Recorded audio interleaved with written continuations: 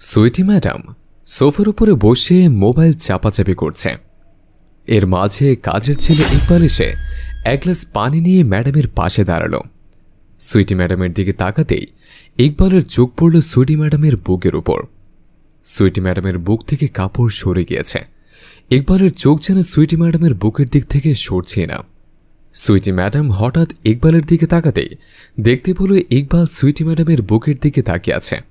Sweety madam ইকবালকে জিজ্ঞেস করলেন, কি রে ইকবাল, এমন করে কি দেখছিস? তখনও ইকবাল কোনো কথা বলছে না, সুইটি ম্যাডামের দিকে তাকিয়ে আছে। সুইটি ম্যাডাম আবার বলল, কি রে, কথা বলছিস না কেন?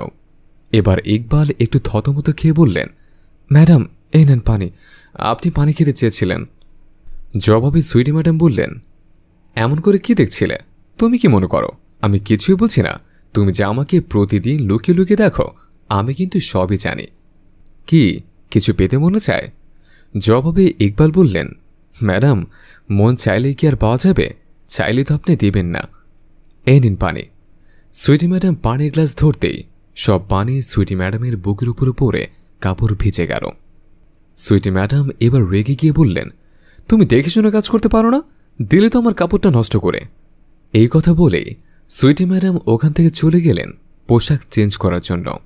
ইকবাল সুইটি ম্যাডামের দিকে এক ধ্যানে তাকিয়ে রইল।